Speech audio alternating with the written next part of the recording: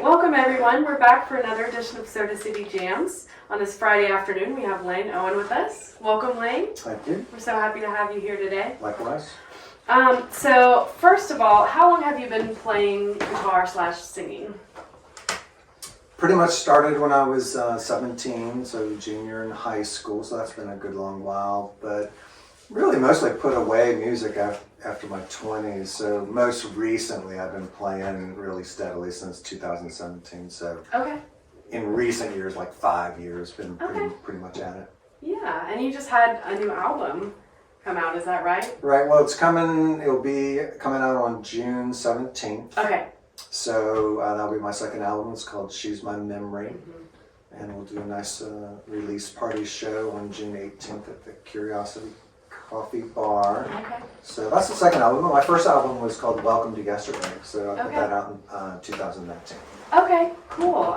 We love She's My Memory. As soon as you sent me the link on SoundCloud, I think, Right. we put it on the speaker and listened to it, and it's really beautiful. I appreciate you saying that. A lot of credit goes to Todd Mathis, who's the one who produced that. And so I'm really happy with the results, and he's a big part of that. Good. That's amazing. It's such a gratifying feeling, I'm sure, to be able to finish that product and put it out there. Yeah, I'm looking forward to actually getting out and people having a chance to listen to the whole thing. What was one thing to put you on the spot that you liked about it? Anything particular stand out? Honestly, that first song, I read your little blurb about it that you posted on Facebook about the meaning behind the song and everything, and I really loved the lyrics in that one. They were really just sweet. And then also, I really like, I wrote this down to make sure I mention it, but you really remind me of Cat Stevens, like your voice and style, which is good. I mean, it's great, and I loved it. So, I mean, that was the first thing that popped into my head,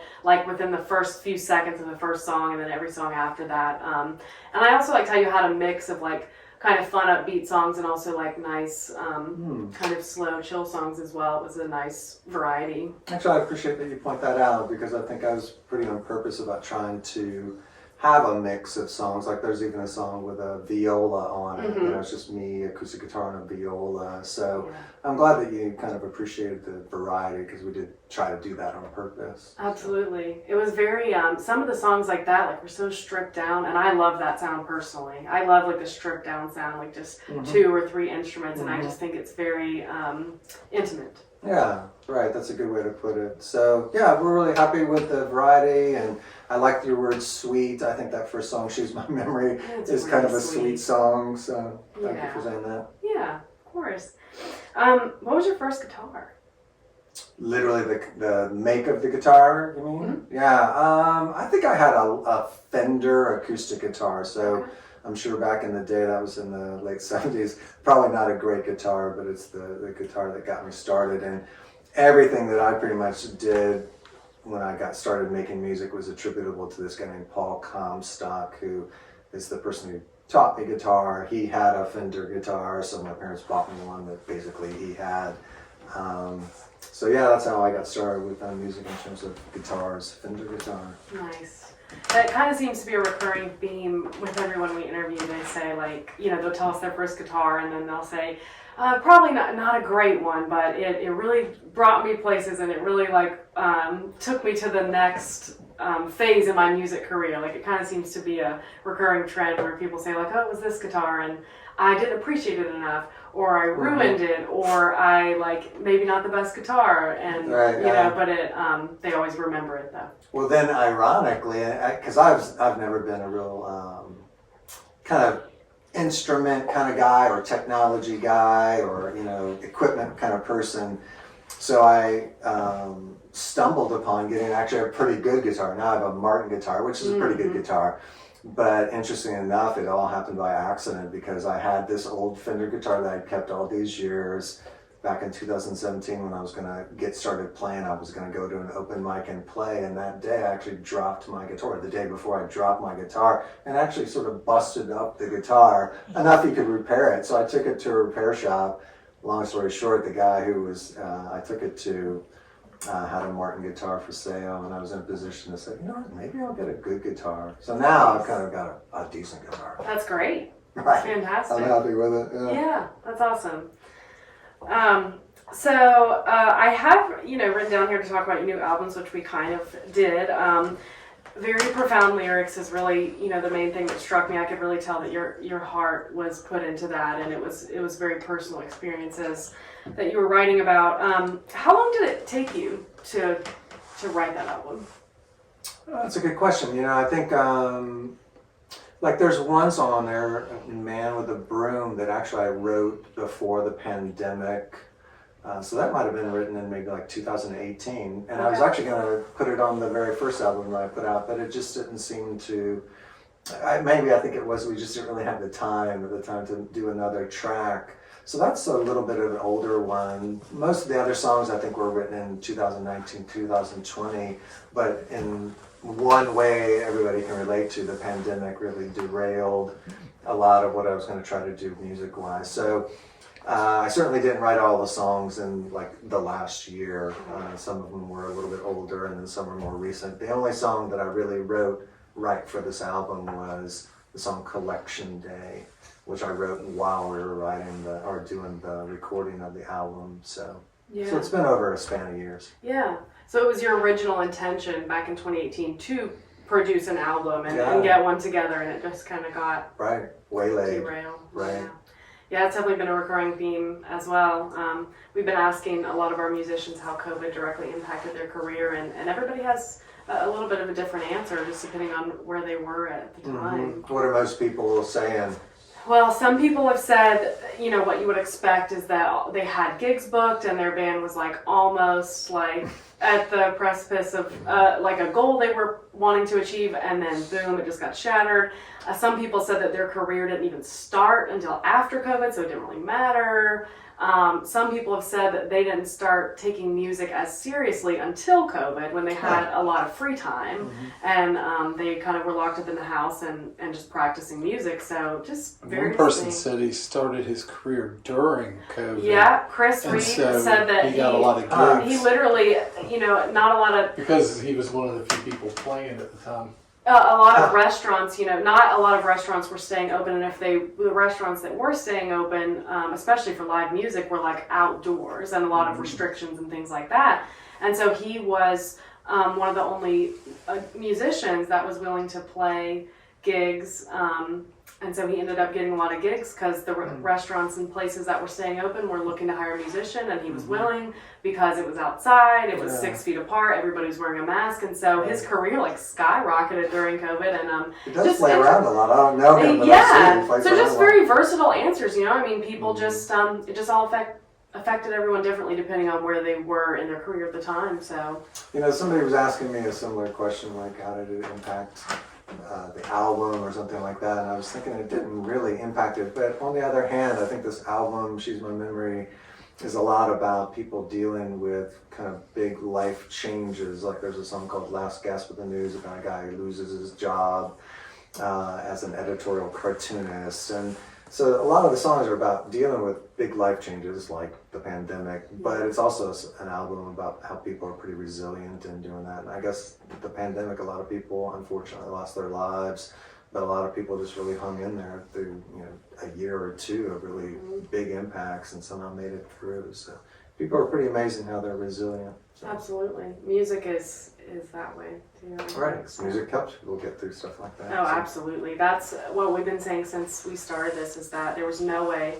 we would have gotten through the pandemic without music. There's just no way, because concerts got canceled and gigs got canceled, and so just being able to like watch live streams of like our musician friends who were doing Facebook Live videos, or just like our favorite artists who were doing virtual concerts. It was very helpful. So who, if you could, like dead or alive, famous or not, like who would be your musical dinner guest if you could pick anyone? That's a good question. I never thought of something like that. I was telling somebody today, he was kind of surprised to hear this. I think the people who most influenced me as a songwriter are actually women. So I mentioned Ricky Lee Jones, Joni Mitchell, and Kathleen Edwards, who's more of a contemporary songwriter. So because I don't have a really good answer about who would be my best dinner guest, I'd say those would be three. Those three, yeah. That would be an awesome dinner party right there. Yeah, so, Joni Mitchell is She's great. You're a fan of Joni Mitchell? I do. Yeah, I do like her. Yeah. So that's cool. But I think, a lot of times when people ask me about who I'm influenced by, obviously I've listened to a lot of music over my years, but I think I'm just as much influenced by like novelists, and I majored in English education when I was in college, and so I've obviously read a lot. And I think a lot of my songwriting is in some ways sort of built on stories or narratives. So I think in some ways, just as much as any musicians influence me, other kinds of artists like writers have influenced me in terms of how I write. Absolutely. Who's your favorite author? Yeah, so I read, I used to live in Japan, so I've read a lot of Japanese literature. There's a pretty internationally respected novelist named Haruki Murakami. And in fact, the other day I was in Cool Beans coffee shop, and I walked up some aisles, and a young lady was reading a Haruki Murakami novel, which surprised me. But anyway, I like him. He'd be a good dinner guest. There you go. Yeah, I guess I should have included authors in that. Right, or get Picasso in there or something. Yeah, like why not? Yeah. What do you think are the most important traits in a musical companion, whether it's a songwriting partner or a bandmate or? Okay, well let me speak about Todd Mathis. Sure. So, because he's been a really lovely person to work with. So I've just known Todd for about a year. As I've gotten to know Todd, I've learned just how well respected he is in this community, and even in South Carolina, I would imagine. And I have just found him to be really wonderful to work with because he's a really good listener. I think he's really eager to help people figure out what will work best for them. Like as a producer, I think he really wants to help people figure out like what's their best sound and how they can kind of get there. So a person who's a good listener, who's got a relational kind of way of dealing with people, and in other words, wants to relate well to you, wants to kind of engage with you. I guess those would be two good qualities. I'm a social worker by profession, so we're certainly trained that relationships really matter, and when you work with people, and you need to listen to people because people really want to be heard. So interesting enough, I often thought when I was getting to know Todd that he would make a good social worker.